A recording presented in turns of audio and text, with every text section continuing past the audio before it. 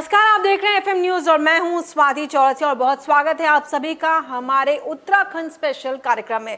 पहली खबर बागेश्वर से। बागेश्वर जिले में अपने पद के मुताबिक कपड़े पहनकर कार्यालय ना आने वाले अधिकारियों के लिए डीएम का एक फरमान जारी हो चुका है। इस आदेश के मुताबिक कि किसी मुसीबत से ये जो आदेश है वो कम नहीं है। डीएम विनीत कुमार की ओर से जारी आदेश में साफ कर दिया गया है कि कार्यालय में जीन्स व टी शर्ट पहन करके आने वाले अधिकारियों पर अब अनुशासन का डंडा चल सकता है। डीएम विनीत कुमार ने आदेश जारी करते हुए कहा कि अब जनपद के अधिकारी और कर्मचारी जीन्स और टी शर्ट पहनकर ऑफिस नहीं आएंगे। जिला अधिकारी के इस आदेश से अधिकारियों और कर्मचारियों में हड़कंप मच गया है। उन्होंने एक आदेश जारी करते हुए सरकारी अधिकारी और कर्मचारियों की जीन्स और टी शर्ट में कार्यालय आने पर पाबंदी लगा दी है। आदेश के मुताबिक सरकारी अधिकारी और कर्मचारी कार्यालय में जीन्स और टी शर्ट नहीं पहनेंगे और काम के अनुरूप ही कपड़े वो अब पहनेंगे। डीएम विनीत कुमार के इस रवैये से अधिकारियों और कर्मचारियों में हड़कंप की स्थिति बन गई है। आपको बता दें कि डीएम विनीत कुमार को बागेश्वर में लगभग 1 साल हो गया है और इससे पहले भी फॉर्मल ड्रेस कोड को लेकर के अधिकारियों को मौखिक रूप से वो कह चुके हैं, लेकिन लगभग हर बैठक में अधिकारी उनके सामने जीन्स और टी शर्ट में उन्हें नजर आते थे, जिसे देखते हुए डीएम ने अपने आदेश में लिखा है कि कार्यालय वेशभूषा में ना आने वाले अधिकारियों के मामले को अब गंभीरता से लिया जाएगा। इसके बाद भी ऐसा करने पर उनके खिलाफ आगे कार्रवाई की जाएगी।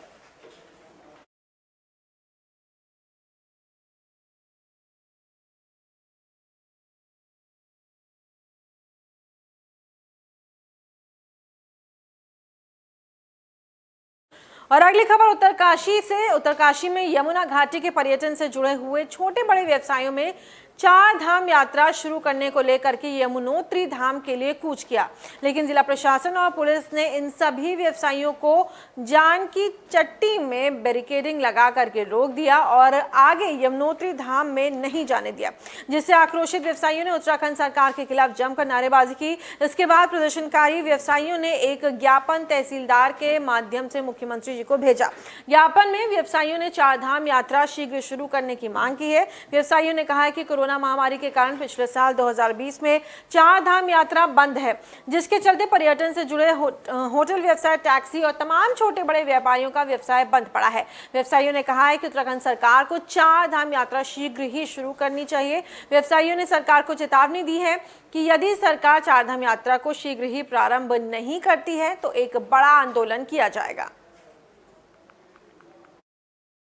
देखो, हमारे देश में इस समय जो भारतीय जनता पार्टी है ये अपने आप को सनातन धर्मावलंबी पार्टी बोलती है, लेकिन जो इन्होंने विगत वर्ष 2019 में ये देवस्थानम बोर्ड बनाकर और 4 धाम यात्रा बंद करके जो खिलवाड़ किया है 4 धाम के साथ, वो जो है अक्षम्य है।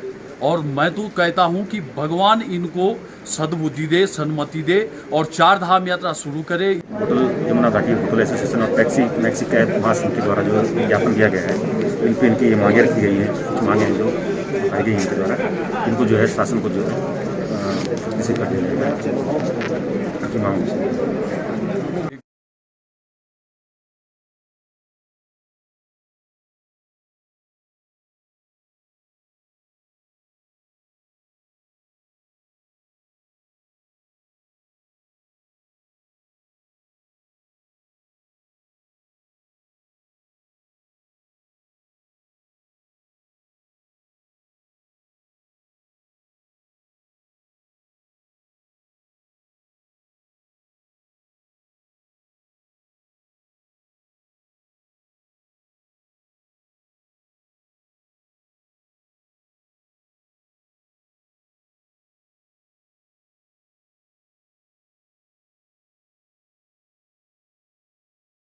वहीं लघु व्यापारियों के सामूहिक संगठन लघु व्यापार एसोसिएशन के आह्वान पर लघु व्यापारियों ने अपनी विभिन्न मांगों को लेकर के जोरदार विरोध प्रदर्शन किया।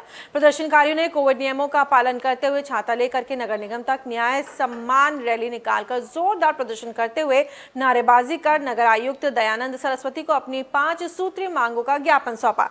लघु व्यापार एसोसिएशन के प्रांतीय अध्यक्ष संजय चोपड़ा ने कहा है कि वर्ष 2012 में नगर निगम क्षेत्र में नगर निगम प्रशासन की ओर से 15 वेंडिंग जोन, रेडी पटरी के लघु व्यापारियों को समाहित किए जाने के लिए चयनित किए जा चुके हैं, लेकिन नगर निगम की लापरवाही की वजह से राष्ट्रीय रेडी पटरी आजीविका मिशन, प्रधानमंत्री स्ट्रीट वेंडर्स आत्मनिर्भर योजना, राज्य फेरी नीति नियमावली का संरक्षण लघु व्यापारियों को नहीं मिल रहा है, जो कि दुर्भाग्यपूर्ण है।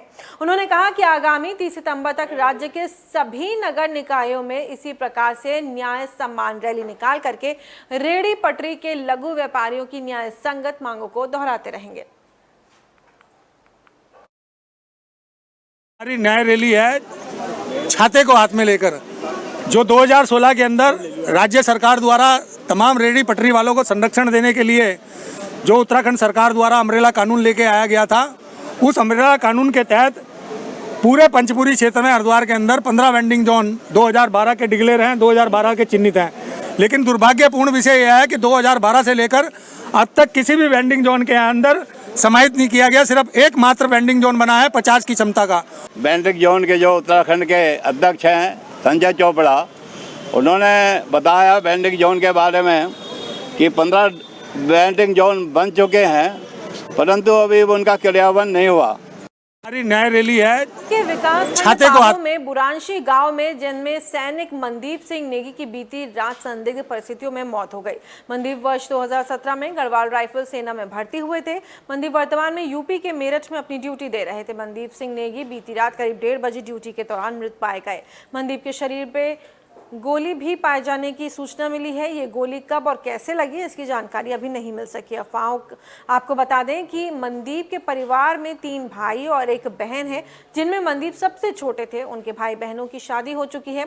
मनदीप के पिता का देहांत कुछ वर्ष पूर्व हो गया था। मनदीप के शहीद हो जाने की सूचना पर उत्तराखंड के उच्च शिक्षा मंत्री धन सिंह रावत ने अपने सोशल मीडिया अकाउंट के जरिए शहीद की शहादत होने की घटना पर दुख जताया और शहीद के परिवार के प्रति अपनी संवेदना व्यक्त की।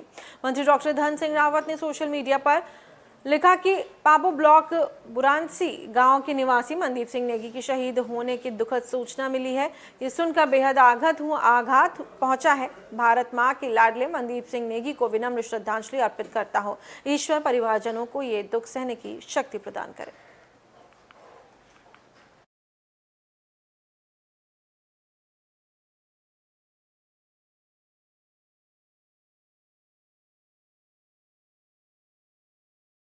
वहीं उत्तरकाशी के जिलाधिकारी मयूर दीक्षित विकासखंड डूंडा के राज्य के उच्चतर माध्यमिक विद्यालय पटारा और ओलिया गांव में चौपाल लगा करके ग्रामीणों की समस्याएं उन्होंने सुनी। चौपाल में ग्रामीणों ने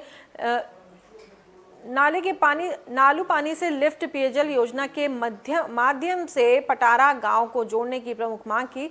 इसके साथ ही ग्रामीणों ने जिलाधिकारी को बताया कि पटारा गांव की 80% आबादी सड़क से नहीं जुड़ी है। सड़क मार्ग का सीमांकन किया जाए, जिससे पूरा गांव सड़क मार्ग से लाभान्वित हो सके।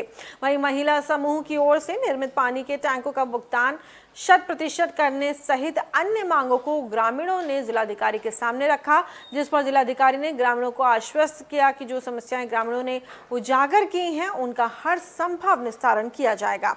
जिलाधिकारी ने उपस्थित अधिकारियों को निर्देशित किया कि चौपाल में उठाई गई समस्याओं का निवारण हो, निर्धारित समय में इसका निवारण किया जाए।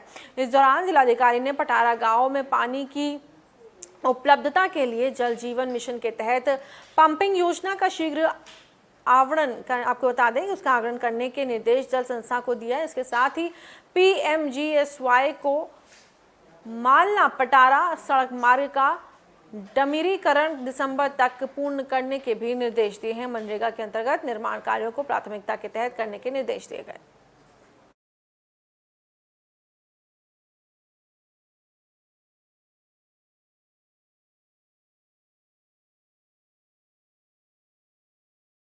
और वहीं सुल्तानपुर पट्टी में कोसी नदी के मानकी घाट पर नदी पार करा रहे ट्रैक्टर के पलटने से नदी में महिला बह गई और महिला के शव को NDRF और SDRF की टीम ने कड़ी मशक्कत के बाद रेस्क्यू कर लिया है। पुलिस ने महिला के शव को पोस्टमार्टम के लिए भेज दिया है, जबकि NDRF और SCRF की टीम लड़की की तलाश कर रही है। आपको बता दें कि मंगलवार को कोसी नदी पार करा रहे ट्रैक्टर पर सवार मां बेटी ट्रैक्टर के पलटने से नदी के तेज बहाव में बह गए थे। महिला और उसकी बेटी की तलाश के लिए NDRF और SDRF की टीम लगातार रेस्क्यू कर रही थी। रेस्क्यू के दौरान SDRF और एनडीआरएफ और एसडीआरएफ की टीम ने महिला के शव को कोसी नदी से बरामद किया। पुलिस ने महिला के शव को कब्जे में लेकर के पोस्टमार्टम के लिए भेज दिया। वहीं एनडीआरएफ और एसडीआरएफ की टीम लड़की का रेस्क्यू करने में जुटी हुई है। इस दौरान एनडीआरएफ की टीम के अधिकारी अमृतलाल मीणा ने बताया कि महिला के शव को रेस्क्यू कर लिया गया है और लड़की को भी जल्दी रेस्क्यू कर लिया जाएगा। सूचना मिली थी सर, तो हम यहाँ पर तुरंत पहुँचे सर, और हमने रात को यहाँ तकरीबन 11 साढ़े 11 बजे तक हमने यहाँ पर रेस्क्यू किया। तो कुछ अंधेरे का दिक्कतें थी और कुछ थोड़ा पानी का मुआवजा था, तो हमने फिर आज सुबह जल्दी ऑपरेशन के लिए आए सर। तो हमने 5 बजे सुबह से किया है और स्टार्ट, और हमने पूरे छानबीन की। हमारे जवानों ने, रेस्क्यूअर्स ने, हमारे श्री कमांडेंट साहब के नेतृत्व में हमने ये काम किया है उनके गाइडलाइन पर। तो हमने एक टीम को, एक जो डेड बॉडी है जो महिला की, उसको रिकवर कर लिया। और वहीं पौड़ी विकासखंड के ई डिस्ट्रिक्ट केंद्र में खराब नेट कनेक्टिविटी के चलते आम जनता और ग्राम प्रधानों को इन दिनों खासी दिक्कतों से हर रोज दो चार होना पड़ रहा है। दरअसल ग्रामीण ई डिस्ट्रिक्ट केंद्र में जरूरी प्रमाण पत्रों को बनवाने के लिए पहुंच रहे हैं, लेकिन यहां उन्होंने खराब नेट सेवा का खामियाजा उनको उठाना पड़ रहा है, जिससे उनके प्रमाण पत्र समय पर नहीं बन पा रहे हैं। वहीं ई डिस्ट्रिक्ट के कर्मचारी भी नेट सेवा के बाधित रहने से परेशान हैं, जिसके चलते यहां पर अधिकतर कामकाज अब लिखित तौर पर ही निपटाया जा रहा है। ई डिस्ट्रिक्ट केंद्र में पेश आ रही दिक्कत पर प्रधान संगठन के अध्यक्ष अमन रावत ने भी जनसेवा के लिए बने ई डिस्ट्रिक्ट केंद्रों में पेश आ रही इस अड़चन पर नाराजगी जताई है। उन्होंने बताया कि लंबे समय से ई डिस्ट्रिक्ट केंद्र में खराब नेट कनेक्टिविटी के चलते दूर दराज से आने वाले ग्रामीणों सहित ग्राम प्रधानों को भी स्थायी निवास, आय प्रमाण पत्र, जाति प्रमाण पत्र, चरित्र प्रमाण पत्र, हैसियत प्रमाण पत्र समेत कई कागजों को बनवाने में दिक्कतों का सामना करना पड़ा, जिससे उन्हें कई बार अपने प्रमाण पत्रों को बनवाने के लिए ब्लॉक मुख्यालय के चक्कर काटने पड़ रहे हैं। इस मामले पर खंड विकास अधिकारी पौड़ी प्रवीण भट्ट के मुताबिक पौड़ी कलेक्ट्रेट परिसर में उन्हें मिल रही कनेक्टिविटी में अड़चन आ रही है, जिस पर अब वैकल्पिक तौर पर ब्रॉडबैंड और वाईफाई के जरिए काम तो किया जा रहा है, लेकिन कई बार इसमें भी समस्या उत्पन्न हो रही है, जिसकी वजह से कामकाज प्रभावित हो रहा है।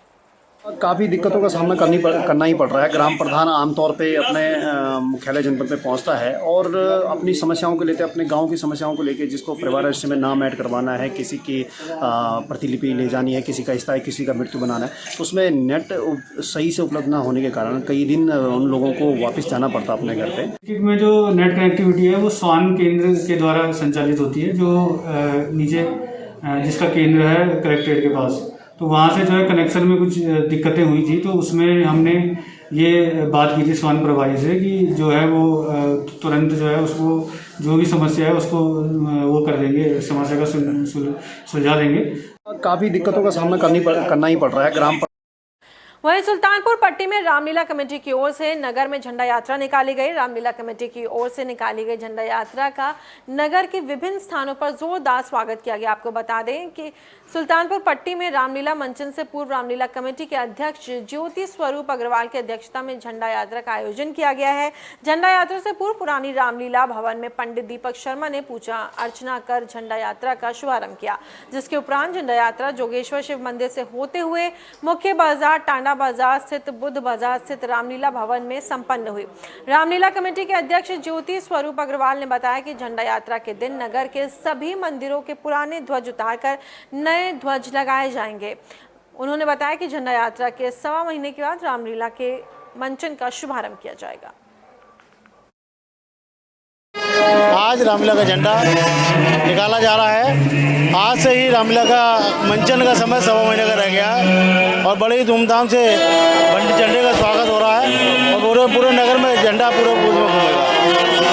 श्री रामलीला के ध्वज का पूजन लगभग 85 वर्षों से यहाँ पर हो रहा है और आज से इस महान यज्ञ की आहुति का दिन रखा जाता है और भगवान श्री राम का ध्वज लगाया जाता है और नगर में उसका भ्रमण किया जाता है। आज रामलीला का झंडा। देश दुनिया की तमाम खबरों के लिए आप देखते रहिए FM न्यूज़।